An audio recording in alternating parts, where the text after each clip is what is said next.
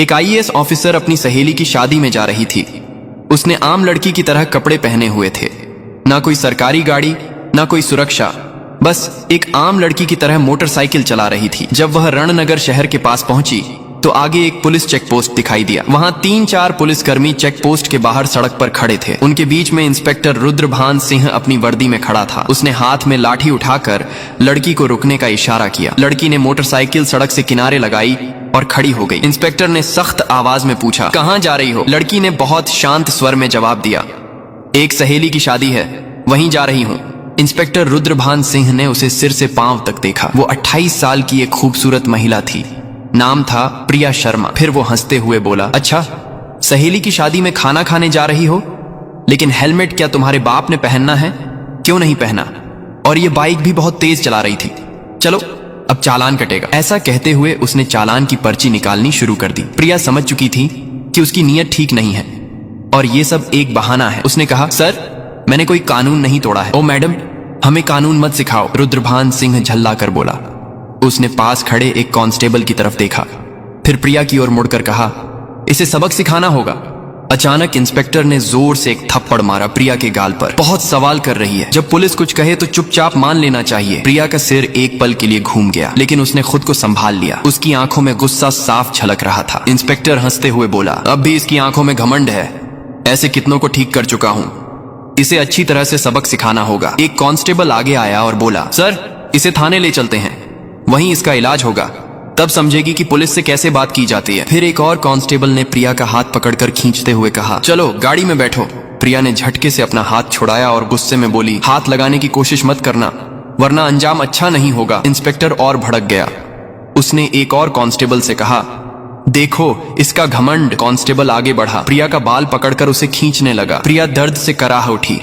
फिर भी उसने अब तक अपनी असली पहचान नहीं बताई थी। वह देखना चाहती थी कि यह लोग कितनी नीचता तक जा सकते हैं। इसी बीच एक पुलिसकर्मी ने गुस्से में उसकी बाइक पर लाठी मार दी और ऊंची आवाज में बोला, बड़ी आई साधु बनने वाली, अब तुझे खिलौना बनाकर खेलेंगे। प्रिया अब अच्छे से समझ चुकी थी कि उसके साथ क्या होने वाला है और यह लोग कितना नीचे गिर सकते हैं। इंस्पेक्टर की आंखों में गुस्सा भरा था। वो जोर से चिल्लाया, तेरे जैसे कई होशियार देखे हैं, पुलिस से पंगा लेगी, आज मजा चखाएंगे। चलो इसे थाने ले चलते हैं, वहां समझ में आ जाएगा। इस समय भी प्रिया चुप थी। उसने अब भी अपनी पहचान उजागर करने की कोई कोशिश नहीं की। वह देखना चाहती थी कि यह लोग प्रशासन की कितनी बदनामी कर सकते हैं और एक आम नागरिक पर किस हद तक जुल्म ढा सकते हैं। इंस्पेक्टर रुद्रभान सिंह अब खींच चुका था। उसके सामने एक ऐसी महिला खड़ी थी जिसके कोमल गाल पर थप्पड़ पड़ा था, जिसके बाल खींचे गए थे, जिसे जबरन सड़क पर घसीटा गया था। फिर भी वह एक मूर्ति की तरह शांत खड़ी थी, न कोई चीख न कोई आंसू। इंस्पेक्टर रुद्रभान सिंह सोच रहा था, थाने पहुंचते ही देखता हूं इस जिद्दी और घमंडी औरत का इलाज कैसे किया जाए। यह सिर्फ गुस्सा नहीं था, यह वो गुस्सा था जो अंदर ही अंदर सुलग रहा था। चौकी इंचार्ज इंस्पेक्टर हंसते हुए बोला, अब इसकी जुबान भी चलने लगी है, चलो थाने, देखेंगे कितनी चलती है इसकी जुबान। थाने में घुसते ही इंस्पेक्टर जोर से चिल्लाया, ओए कहां गए सब, चाय पानी लगाओ जल्दी, आज एक खास माल आया है। प्रिया अब भी कुछ नहीं बोली, बस थाने की दीवारों को देखती रही। वो देख रही थी कि यह लोग उन निरीह लोगों के साथ कैसा व्यवहार करते हैं जो कभी आवाज नहीं उठाते। तभी एक कांस्टेबल इंस्पेक्टर रुद्रभान सिंह की ओर झुककर फुसफुसाया, क्या केस है सर? इंस्पेक्टर ने हंसते हुए कहा, अरे कुछ भी नहीं, स्पीड ब्रेक करो या हेलमेट का बहाना मारो, जो मन हो लिख दो, बस अनवर करना है और इसका घमंड तोड़ना है, ज्यादा सवाल मत कर। प्रिया सब कुछ सुन रही थी, लेकिन उसकी आंखें अब भी चुप थीं, मानो वो चाहती थी कि पुलिस की यह गिरावट खुद उनके ही मुंह से उजागर हो। इंस्पेक्टर कुर्सी पर बैठा, हाथ में पेन लिया और टेबल पर घुमाने लगा। फिर प्रिया की ओर देखकर पूछा, नाम क्या है, कहां रहती है, किसकी बेटी है? प्रिया चुप रही। फिर इंस्पेक्टर बोला, सुनाई नहीं देता, नाम क्या है तेरा? लेकिन प्रिया की चुप्पी अब भी पत्थर की दीवार जैसी अडिग। तभी इंस्पेक्टर ने जोर से मेज पर हाथ मारा, इतनी जोर से कि आवाज पूरे थाने में गूंज उठी। फिर गुस्से से चिल्लाया, सुनाई नहीं देता, नाम बता जल्दी। प्रिया ने मुंह घुमाकर शांत स्वर में उत्तर दिया, जी सुमिता शर्मा। इंस्पेक्टर उसके चेहरे की ओर देखकर हंसते हुए बोला, हो बड़ी चालाक लड़की है तू, झूठ बोलने में तुझे खासा तजुर्बा है, लेकिन याद रख ज्यादा होशियारी महंगी पड़ती है। फिर प्रिया को जबरदस्ती उस सड़ी हुई हवालात में डाल दिया गया जहां पहले से 2 कैदी मौजूद थे। उनमें से एक कैदी ने प्रिया की ओर देखते हुए पूछा, बहन तूने क्या गुनाह किया है? प्रिया ने हल्की सी मुस्कान दी लेकिन कुछ नहीं बोली। अब वह बस देख रही थी कि यह पूरा सिस्टम कितना सड़ चुका है। अगर एक आईएएस को बिना वजह अंदर किया जा सकता है तो आम आदमी की हालत तो सोच पाना भी मुश्किल है। अब वह उस कोठरी के कोने में बैठी थी, सब कुछ देख रही थी, सुन रही थी और हर एक हरकत को समझ रही थी। उधर इंस्पेक्टर रुद्रभान सिंह एक झूठी रिपोर्ट बना रहा था। उसने आदेश दिया, इसके ऊपर चोरी और ब्लैकमेलिंग का केस ठोक दो, और फाइल पर हाथ मारते हुए बोला, चलो जल्दी। एक कांस्टेबल ने हिचकते हुए पूछा, लेकिन सर बिना सबूत? रुद्रभान सिंह हंसते हुए बोला, इस थाने में सबूत लाए नहीं जाते, बनाए जाते हैं। कुछ देर बाद एक कांस्टेबल कोठरी में आया और प्रिया के कंधे पर जोर से हाथ मारा। तभी इंस्पेक्टर रुद्रभान सिंह ने भी हाथ उठाया ही था कि तभी दरवाजे पर एक भारी कड़क आवाज गूंजी, रुको! सभी लोग घूमकर दरवाजे की ओर देखने लगे। वहां सीनियर इंस्पेक्टर यशवंत वर्मा खड़ा था। उसकी छवि बाकी अफसरों से कुछ बेहतर मानी जाती थी। वह अंदर झांका और महिला की हालत देखकर उसके माथे पर बल पड़ गया। उसने सख्त स्वर में पूछा, यह सब क्या हो रहा है? रुद्रभान सिंह हंसते हुए बोला, कुछ नहीं सर, एक सड़क की औरत ज्यादा अकड़ दिखा रही थी, सबक सिखा रहा हूं। यशवंत ने प्रिया को ध्यान से देखा। उसका व्यवहार किसी आम महिला जैसा नहीं लग रहा था। उसने पूछा, इसका अपराध क्या है? रुद्रभान सिंह थोड़ा घबरा गया और बोला, अब सर चेकिंग में बदतमीजी कर रही थी। अब यशवंत को शक होने लगा। उसने प्रिया से सीधे पूछा, तुम्हारा नाम क्या है? प्रिया फिर भी चुप रही। रुद्रभान सिंह हंसते हुए बोला, देखिए सर, नाम भी नहीं बता रही है। अब यशवंत पूरी तरह सतर्क हो गया। उसने सख्त आदेश दिया, इसे अलग कोठरी में रखो, अकेले। रुद्रभान सिंह चौंक गया। लेकिन सर, यशवंत ने कठोरता से कहा, मैं खुद इसके पास रहूंगा। उसके आदेश पर प्रिया को एक और अलग कोठरी में ले जाकर बंद किया गया।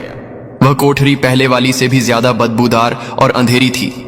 प्रिया ने चारों ओर नजर दौड़ाई। एक कोने में एक टूटी हुई मेज पड़ी थी और पास ही एक जंग लगी लोहे की। अब वह इस सड़े गले सिस्टम का असली चेहरा और भी करीब से देख रही थी। हर एक पल उसकी आंखें यह समझ रही थीं कि कानून अब सिर्फ फाइलों तक सीमित रह गया है। इसी बीच एक कांस्टेबल दौड़ते हुए आया और बोला, सर बाहर एक बड़ी गाड़ी खड़ी है। रुद्रभान सिंह चौंक गया।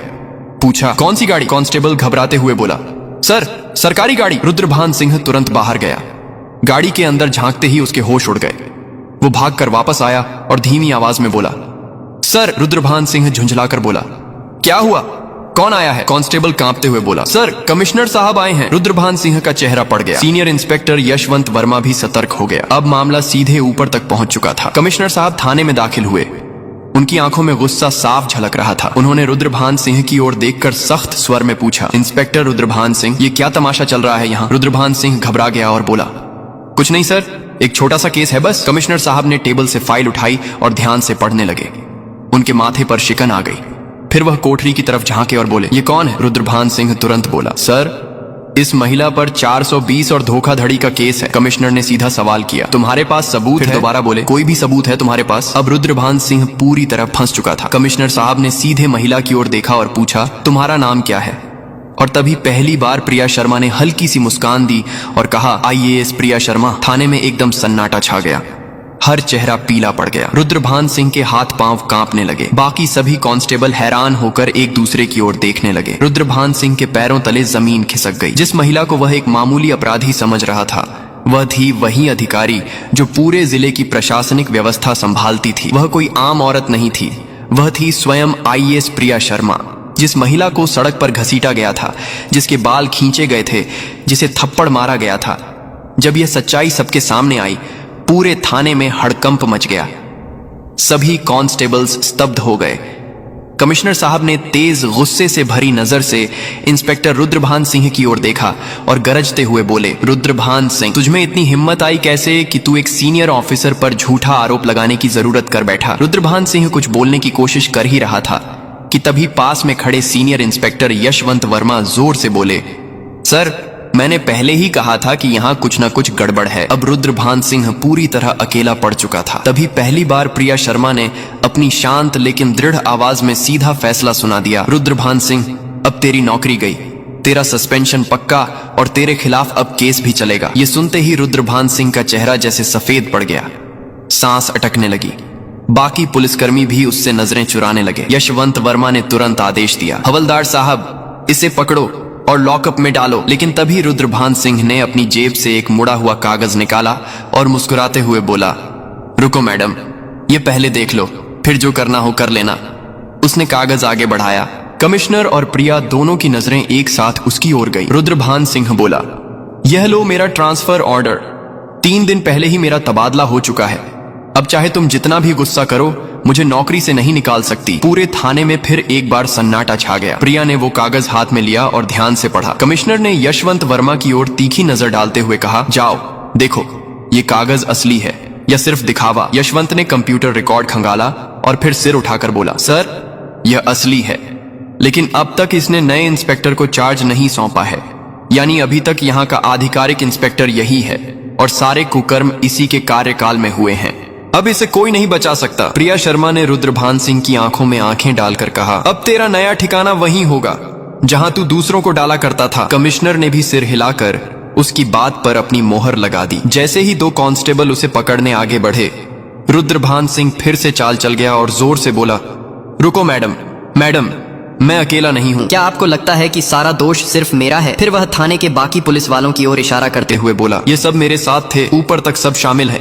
इतना कहते ही कुछ पुलिस कर्मियों के चेहरों का रंग उड़ गया। सीनियर इंस्पेक्टर यशवंत वर्मा हालात को भांपकर एक एक करके सभी की ओर शक की नजरों से देखने लगे। प्रिया शर्मा ने शांत लेकिन दृढ़ स्वर में कमिश्नर की ओर देखते हुए कहा, अब इस पूरे थाने को साफ करना होगा, कोई नहीं बचेगा। कमिश्नर ने भी सिर हिलाते हुए कहा, जो हुक्म मैडम, अब एक एक करके सबका हिसाब लिया जाएगा। ये बात मुंह से निकलते ही थाने के भीतर बिजली सी गिर गई।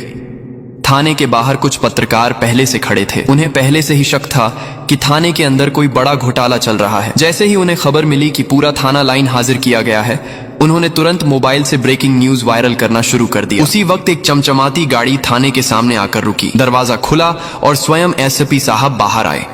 चारों ओर नजर दौड़ाई। हर चेहरे पर हवाइयां उड़ रही थीं। थाने के सारे अफसर एक तरफ चुपचाप खड़े थे। एसपी साहब ने तीखे स्वर में पूछा, यहां कब से तमाशा चल रहा है? लेकिन कमिश्नर और थाना इंचार्ज दोनों एकदम चुप थे। तभी प्रिया शर्मा ने सीधे एसपी की आंखों में आंखें डालकर कहा, क्या तुम्हें लगता है तुम बच जाओगे? यशवंत वर्मा तुरंत एक फाइल निकालकर प्रिया शर्मा के हाथ में थमा दी। ये वही फाइल थी जिसमें एसपी साहब के सारे काले कारनामों का पर्दाफाश था। प्रिया ने वो फाइल एसपी साहब की ओर बढ़ाते हुए कहा, लो देखो, इसमें तुम्हारे हर गुनाह का किराया लिखा है। एसपी साहब के माथे से पसीना बहने लगा। कमिश्नर ने बिना एक पल गंवाए तेज आवाज में आदेश दिया, पकड़ो इसे, तुरंत गिरफ्तार करो। पूरा थाना स्तब्ध रह गया। इतने बड़े अफसर को किसी ने पहली बार खुलेआम इस तरह चुनौती दी थी। एसपी की गिरफ्तारी के साथ ही पूरे जिले में तूफान आ गया। मामला दिल्ली तक पहुंच गया।